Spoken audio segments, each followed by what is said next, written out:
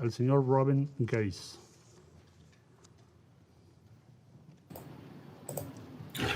Mr. Chair, Excellencies, ladies and gentlemen, es un honor para mí dirigirme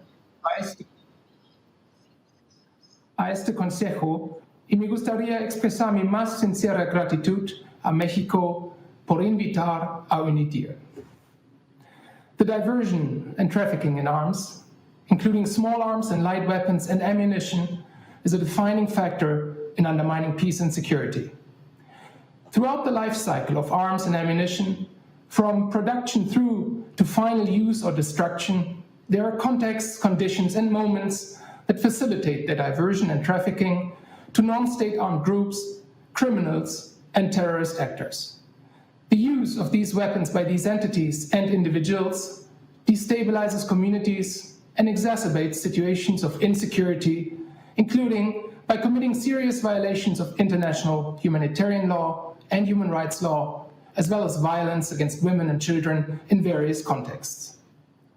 The negative, gendered, and age-related impacts of the misuse of illicit arms and ammunition range from direct effects, including death, injuries, displacement, and psychological harm, to long-term socioeconomic effects on, inter alia, access to health and education, the delivery of humanitarian services, the protection of civilians, and sustainable development. The illicit trade is dynamic, multifaceted, and often context-specific. When loopholes and gaps are closed in one domain, vulnerabilities are exploited in another. States affected by patterns of recurring armed violence therefore face many challenges to prevent the diversion and misuse of arms. Research into what facilitates diversion, how and where it occurs, and who is involved reveals the importance of putting in place systemic and practical national measures at key stages in the life cycle to prevent, detect, and address diversion and trafficking in arms. A UNIDIR review of 200 documented diversion cases highlighted the importance of taking action to prevent and detect diversion not only from national stockpiles, but also from the country of manufacture and export. UNIDIR's diversion analysis framework shows the importance for all UN member states to remain vigilant in addressing the diversion or trafficking of arms and ammunition at key stages in their life cycle. In this regard, it is encouraging that member states are already taking important steps and started discussing and addressing diversion in a comprehensive manner, as we have seen, for example, in the recent report produced by the Group of Governmental Experts and the annual General Assembly resolution on problems arising from the accumulation of conventional ammunition stockpiles in surplus. National ownership is fundamental to effectively tackle diversion and arms trafficking. However, we will not achieve success without international cooperation and assistance. Many states need and seek support to identify priority areas and to sequence steps to establish and maintain national systems to address the drivers of demand and supply side dynamics of illicit arms and ammunition proliferation. UNIDIR develops and provides tools to strengthen national ownership of weapons and ammunition management, WAM, throughout their entire life cycle. Between 2015 to 2020, the Institute supported 11 states to conduct weapons and ammunition management baseline assessments. Such assessments enable states to comprehensively and systematically evaluate their relevant institutions, policies, and operational processes in order to determine where and how to address gaps and build capacity.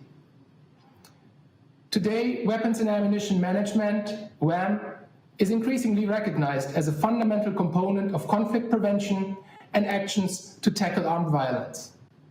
The UN Secretary General's small arms reports to the Security Council now regularly feature a section on WAM. The concept of WAM is also increasingly reflected in resolutions adopted by this Council on arms embargoes and peace operations. In a recent study, we highlighted several ways in which WAM plays a role in UN arms embargo regimes, including 1. For the development and tailoring of benchmarks for modifying arms embargoes, and for the conduct of national assessments of arms and ammunition control capabilities. 2. For the promotion of cooperative approaches and dialogue to strengthen implementation and enforcement of arms embargoes. And 3. Regarding the use of appropriate safeguards for incremental lifting of arms embargoes. Our research in support of the Secretary General's Agenda for Disarmament Action 21 found that peace operations often gather and have access to critical information for supporting arms embargo implementation and enforcement, as well as conventional arms control efforts more broadly. They do not, however, systematically integrate conventional arms control measures into their conflict prevention and management toolbox. UNIDIR is developing arms-related risk analysis tools that can help peace operations to better integrate conventional arms control measures into their conflict prevention, management, and peace-building efforts. An increasing number of stakeholders, both within and outside the UN system, are starting to utilize more comprehensive, integrated approaches to WAM. This provides an opportune moment for an inclusive, participatory, and gender-sensitive international dialogue towards a more coherent and strategic approach to strengthen multilateral, regional, and national policies and practices on WAM. Advancing a United Nations strategic approach to WAM could further enhance multilateral efforts to deliver peace, security, stability, and development around the world.